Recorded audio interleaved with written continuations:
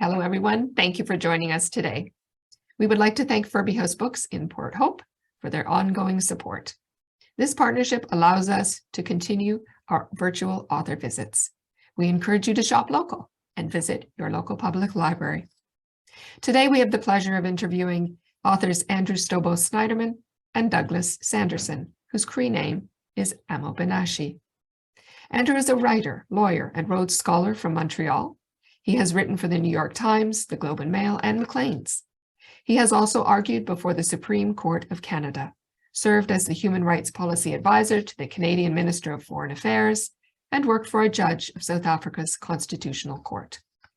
Amo Benashi is the Pritchard Wilson Chair in Law and Public Policy at the University Toronto Faculty of Law, and has served as a Senior Policy Advisor to Ontario's Attorney General and Minister of Indigenous Affairs. He is Swampy Cree, Beaver Clan of the Opaskwayak Cree Nation. The two authors have joined their talents to create the OLA Evergreen Award-winning book, Valley of the Birdtail. The book follows multiple generations of two families, one white, one Indigenous, and weaves their lives into the larger story of Canada.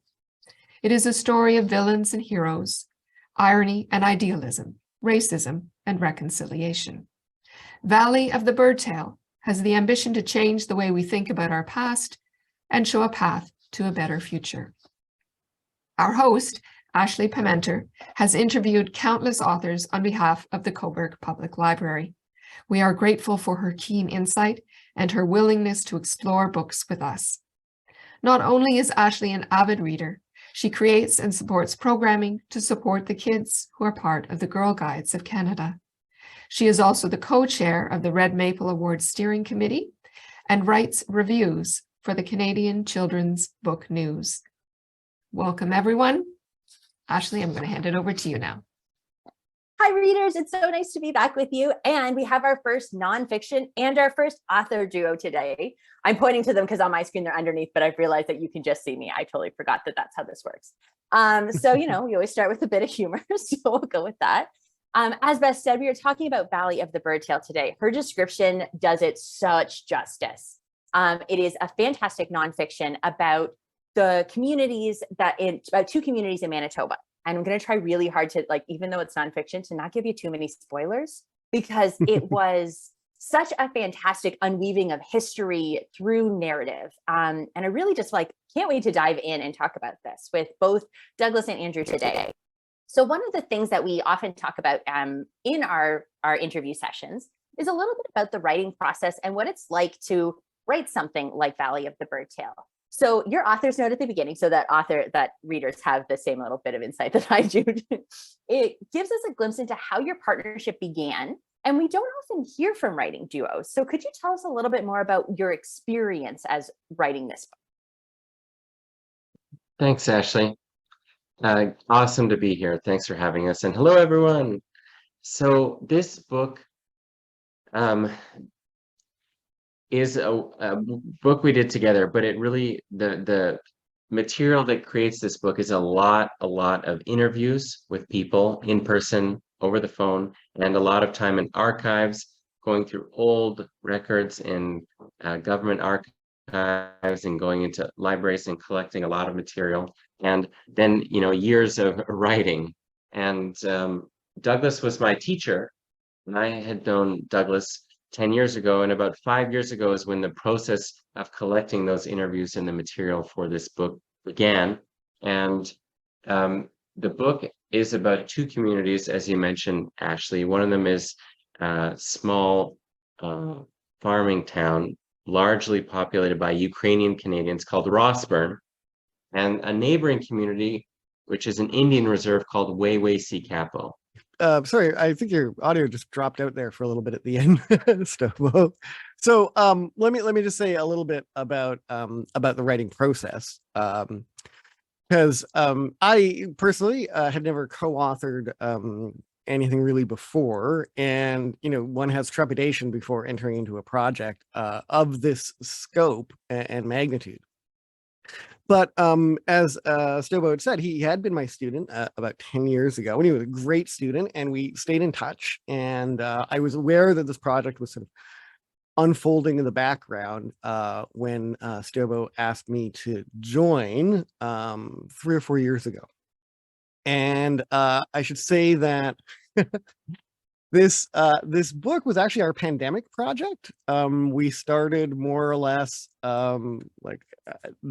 December or January of 2020, I guess. So just as the pandemic was beginning to unfold. And so I think in some ways, this project kind of kept us both sane during those times. And if you're wondering, like, what do I do? What can I do during a pandemic? Find a friend, write a book.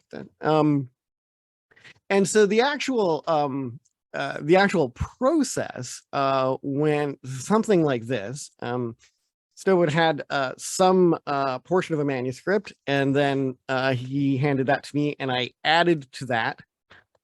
And then we went back and did this fairly iterative process of rereading the book. And so Stobo, using his Google Doc skills, divided the manuscript into chapters and posted those all online so that we could both have access to them. We could actually see each other working in real time.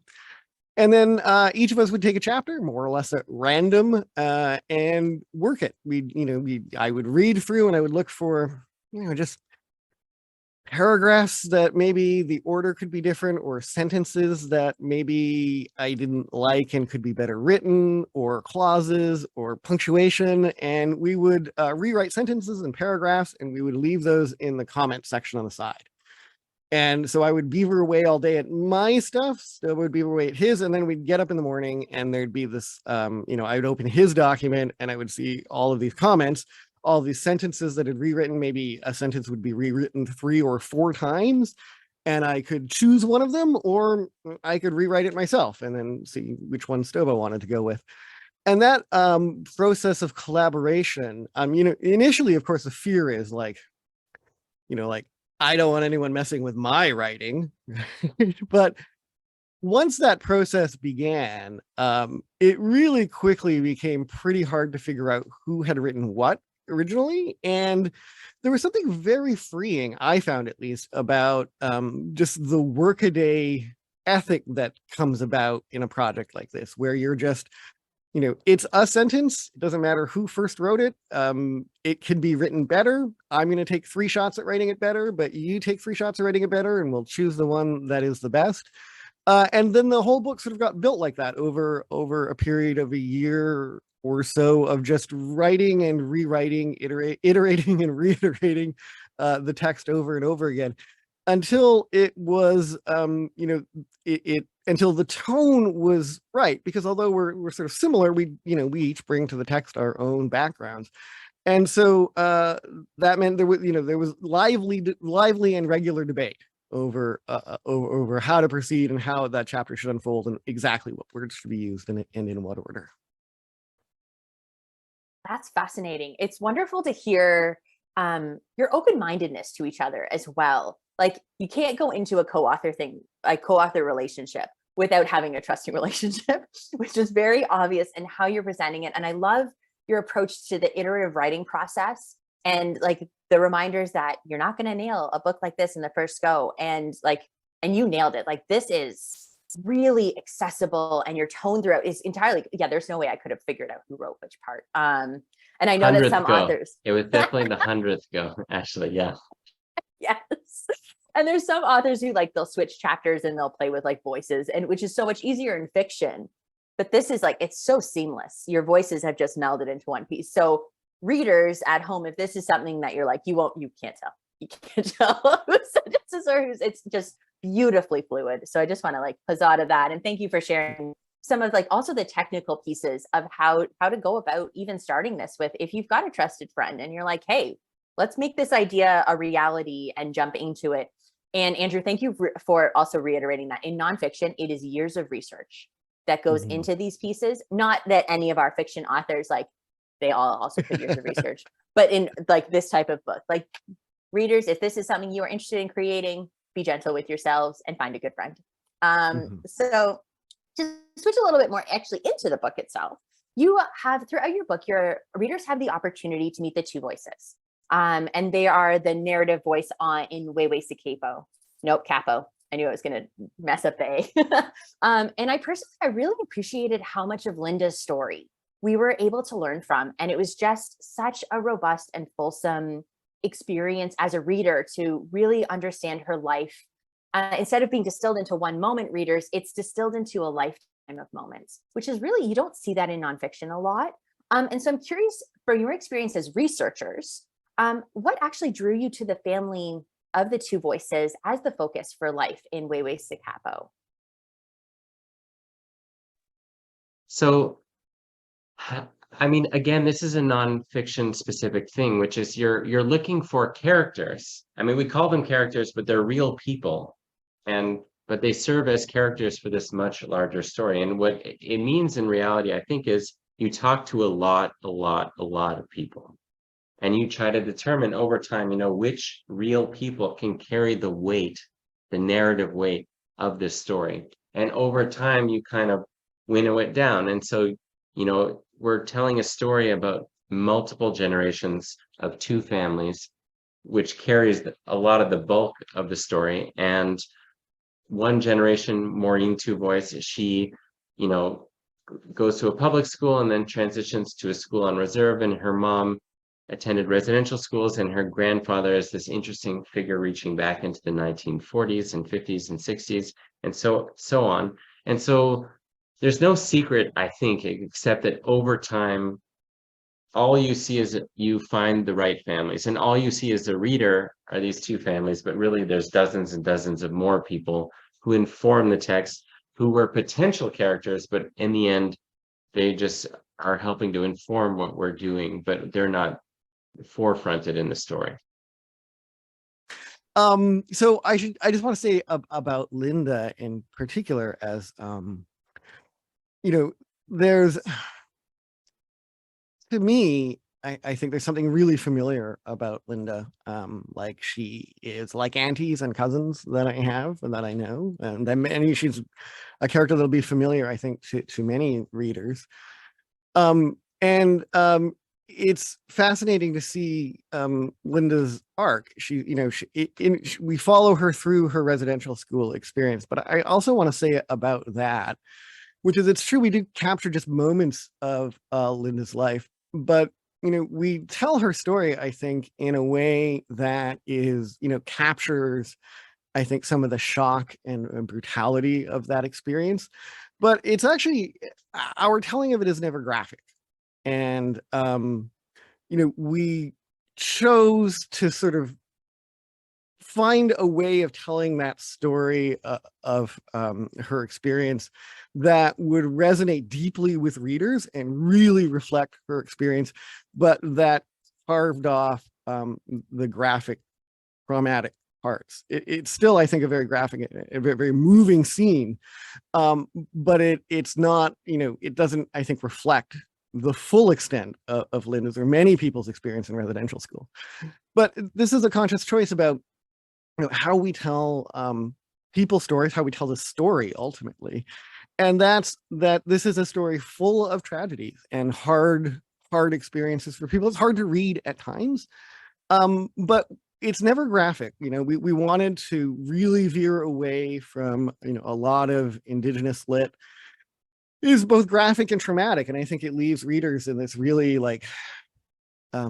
unhealthy, sad, angry place. And we wanted to be able to tell the story in a way that resonated with readers, but that was the least, I don't even want to just say graphic, but, there's a way in which I think people's horrible experiences can be used as these emotional wedges. And we didn't want to reduce Linda to that. She's so much more than what she had endured. And I think by just taking these little slices of that experience, we're able to show you the full human being in a way that that otherwise I think gets lost in some of the tragedy and the trauma that often is the background for these kinds of stories. That's such a good point. You're right. Actually, as a reader, now that you're saying it, I'm like, oh, you're totally right. I didn't feel the same level of trauma as I have with other bits that I read about residential school. So kudos, reader Ashley's quite appreciative of that. And actually it's a good warning for people who are going in so that they have a level of like what to expect, because it's going to be a bit like you come right out and you've said that this is going to have like, it's Canadian history is not pretty. And we have to remember that Canadian history is not pretty. As much as we want to like throw baby blankets on things and look beautiful, it's not. It is not a beautiful history, but you've managed to capture it in a way that is like, it's beautiful writing and beautifully put together. And to really like just appreciate how heavy things are, where I didn't feel like at any point I had to put your book down and like take a deep breath and go for a walk. I felt like I could just keep going and just keep learning and just keep absorbing. You managed to balance that beautifully. And I didn't even think about it until you said that. So thank you for pointing that out. Also, just a quick apology. I said earlier that this was our first nonfiction. It's actually not our first nonfiction. I forgot that this memoir that we did last week was a nonfiction because it was like such an enriching experience. So I apologize. It's not actually our first. Don't at me, please. So just want to have that out there so it's clear. Let's jump a little bit into the communities as well. So like readers, for your context, I'm like pinching on little things that you're going to find as you read this to really like build your excitement, because these are parts that I really enjoyed. And one of the really cool things you did with both communities on either side of the Birdtail River was that I had this moment where I was like, these two communities are a microcosm of all Canadian history, and all Indigenous history, and all these like moments where I was like, oh, everything that I have learned about history in Turtle Island is taking place in these two spaces. And is this like, I know that this grew out of like a lot of research, but is this the norm, or is like the Valley of the Birdtail a unique microcosm in history? Yeah, so thanks, Ashley. So as it turns out, I have lived a lot of places in Canada. We moved around a lot when I was a kid. And so I went to elementary school, like deep into the prairies, just west of Winnipeg, not so far from the Valley of the Birdtail, and also in Edmonton and in central British Columbia. And, my own reserve of the Opaskwayak Cree Nation is exactly like the situation in Rossburn and Weway-Sikapo. There's a river that divides the two communities. And that's the same, that is the Aldergrove First Nation here in Ontario is like that. In fact, all across the country, we find communities that are co-situated exactly like Rossburn and Weway. And so there's a way in which this is the story of these two communities, but this is really the unfolding of a story about our nation. And these stories are taking place, versions of them, in small towns all across the country. And these will be familiar stories and familiar characters to, I think, anyone who has grown up in any of those places. Certainly when I started reading about some of the Ukrainian characters in the first draft, I was like, I'm sure that I went to high school with these guys. Yeah, it's very familiar, because it's a familiar situation that echoes across the land. Yeah, and I just want to add that, yay, Ashley, the feeling you had is exactly the feeling we're going for, which is that we want an intimate story about a few families in these specific places, but that it's actually capturing a much more general thing that's happening all across the country. And so we picked these places because we wanted them to resonate with Canadians all across the country, even though these particular events are happening mostly in Manitoba. It's happening actually all across the country to different people, and we're having these experiences with readers as we tour across the country where people say, this town is called Rossburn that we're focusing on, and a reader from Southern Ontario just last week or the week before said, I am Rossburn. She's never been to Rossburn, but my experience was just like this. And I think what we're hearing from people is that, from Indigenous and non-Indigenous readers, is that it sounds right to them. It resonates with them, even though they have never been to these places and they never will. And that's what we're after. It's one of those things where you kind of want it to be, oh yes, this is very unique to just this one community, because it's a hard history. Like it's not, this isn't an easy, like you don't pick it up and be like, well, I learned about how to make a sword. That was cool. Like, it's not like that. It's real and it's visceral. And you have this moment where it's meaningful and you're like, I need to change this so this doesn't happen again. And so I'm glad that you really pointed out that it's not actually this unique, and bringing in the Elderville First Nation will actually like really resonate with a bunch of people who are from Northumberland County as having these also, you may also see yourself in Rossbourne or in Elderville and look at these and be like, oh yes, this is a very, very reminiscent of what our experiences have been. So thank you for bringing that one like right into our little community here as well, so that we can see just like some of the bigger implications. It's nice to be able to plant yourself in a moment in history and say, oh, this is what it was like for my neighbors. This is what it was like for the communities across the river from us. This is what it was like for others. And it's this really wonderful like empathy building piece that you've really managed to create. So I'm really glad that the answer was no and not yes to that question. I've got another one that actually, this is again, I'm just really digging into like your researcher side and like digging into like some of the pieces that you've done. And for those again who have yet to read Valley of the Birdtail, a lot of the stories focus on the education system, and which it fascinates me. In my past life, I mean like 20 years, like 10 years ago, I was a teacher. And so like hearing about the education system in different provinces and hearing about the education system for Indigenous communities versus the provincial system was a fascinating piece that I'd never totally reconciled for myself. So again, current teachers and former teachers, I would highly recommend. It's a really cool look at that. And so from your research and experience, I'm curious whether you think our current education system or systems, I'm going to say systems because there may be like one or two that you're like, yes, this province is doing it really well, or we won't call it the provinces who are doing it really well. We won't do that to them on the air. That's not kind. And I'm curious if there are any who have made strides to better reflect, as was quoted in your book, the Indigenous reality that you talked about. And just for context, the Indigenous reality came out of a research piece from 1971 where they were talking about this, like how to improve this. So from your experiences, do you think that we're actually getting closer to that? So thanks for the question. And let me just set this up with a really boring technical lawyerly kind of answer, which is just sort of as a background, I think people sort of need to understand this, that each province is in charge of its own education system because the Constitution says provinces, you're the one who are in charge of education. The federal government stays right out of that. But at the same time, the Constitution also says that Indians and lands reserved for Indians are the responsibility of the federal government. And so provincial schools don't operate on Indian reserves, right? There's a separate federal kind of school system for Indigenous kids. And that's part of what we're focusing on in these two communities, is both this federally run system. And bear in mind too, this is important, right? That's how you get residential schools, right? Because there is a completely separate federally operated system.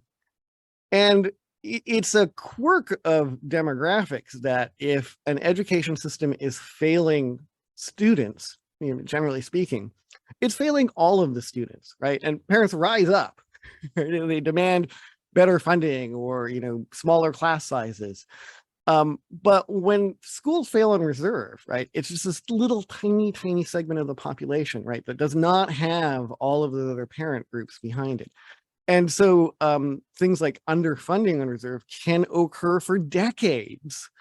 And while the people there, of course, notice it, there's very little they can do to raise public awareness or even advocate with the federal government. Where I think it is actually working is in those communities that have signed modern day comprehensive treaties and are in charge of their own education systems, right? Those are systems where the children are going to get a fair shake because it's, their actual parents, the ones who are allocating the funding. And, this resonated with us, I think, in a fairly significant way, where towards the end of the book, when we're talking about like, what can we do about these measures of inequality, it's thinking about Indigenous governments being in charge of their own schools. Like that's the world that we want to move to, because while significant gains can be made if we just let's just equalize the funding. So, Indigenous kids don't receive 40% less than kids in a provincial school system. And in a way, that is what happens in Rossbourne and Wayway. And we do see significant improvements. Still and I, we both worked in politics, right? And we both know that it's just a matter of time before this funding priority, and it's a priority to make that happen, that begins to slip down. and other priorities take their place. And then maybe the funding is just like it's set level. Like for I think 15 or 20 years, funding for all Indigenous stuff was capped at 2%, even though inflation was at 5 and 6%. So again, it's not like reducing the funding, but effectively it's lowering the funding every year. And that's bound to happen when you have this little population spread out all over the place with very little political power.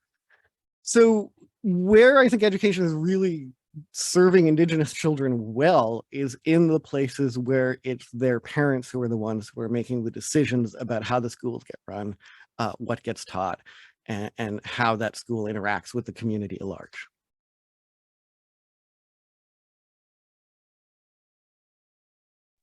Nothing to add to that eloquent answer. It was fantastic. I was just sitting there like nodding along, being like, yes, let's make this change. This is such it's such hope. It's such hope to have these moments of like, this is big and scary. And what's happening is big and scary. It's inequality in and of itself. You always feel so helpless when you're, especially like as a reader, like I'm reading this being like, well, what do I do now? And you're presenting it so beautifully of like, oh, don't worry, there's hope. There's hope. And like readers, there's hope. And it was like a little light that like exploded inside of me. And I was so joyful at the end. So I highly, again, give that to both of you as authors for creating that, again, amongst such heavy and fraught and deep concepts here. So kudos to both of you. And again, readers, it's just to give you that little bit like, Ashley promised me joy. Ashley promised me joy. You can just hold Thanks, that. Ashley. Yeah, can I just underline that we, first of all, we picked characters who grow and change over time, and in their own ways are all overcoming something. And so I think the characters in the story are inspiring and hope-giving, and that was important to us. And what happens in these communities is inspiring and hope-giving in the last 10 years. And you'll see if you read the book, and I hope you will, that a lot of what went wrong happened there, but a lot of what could go right is happening in these places. But we also didn't stop there. And so the first 95% of the book is narratives, it's stories, but we did want to offer at the very end a chapter of ideas, how we might move forward and do something, more also hope-giving, and how we might change policies. And we didn't want to just leave the reader with the stories. We also wanted to say like, yeah, here's some ideas about where we might go, because we need the buy-in of Canadians. If real change is going to happen, it's not going to be because 3 bureaucrats and 2 politicians decide. It's going to be because as Canadians, a large group of people, we decide, we want better. And I hope that what we offer at the end is some part of that conversation that can lead us in that direction. Yeah, go ahead, Douglas. Oh, I just want to say that, like, as an academic, as an Indigenous person working in this area, it's actually really shocking how little, creative thinking or big ideas, or, how much, people spend a lot of energy talking about these issues, but, we looked around and just saw very little in the way of, it is as though, like, as a nation, we're not able to have big ideas anymore on this file. It is so complicated. There's so many issues. And so what we try to do is just boil it all down to like, what are like the core issues? And the core issues are like, how do communities raise money? And then what authority do they have to spend it? Like, that's basically the issue. And that encapsulates problems in education, but also in child welfare, when it comes to clean drinking water. Like, all of those things will be resolved by a responsible local government that is adequately funded. And so, and those aren't unfamiliar ideas to people.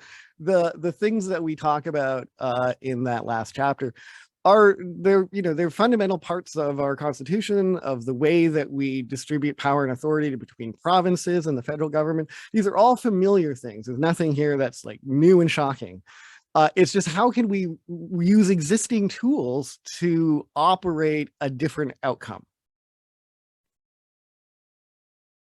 Oh, I'm so glad that both of you went in that direction and talked about your last chapter in that way, because that was actually going to be my next question. So you just you read my mind. It was so so great to just hear those pieces and to also have you distill that advice. And again, readers, hope and joy at the end.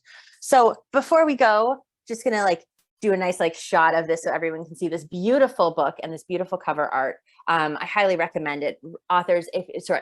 Readers, no matter where you are on your journey of reconciliation and learning about the history of these lands, this book will meet you where you are.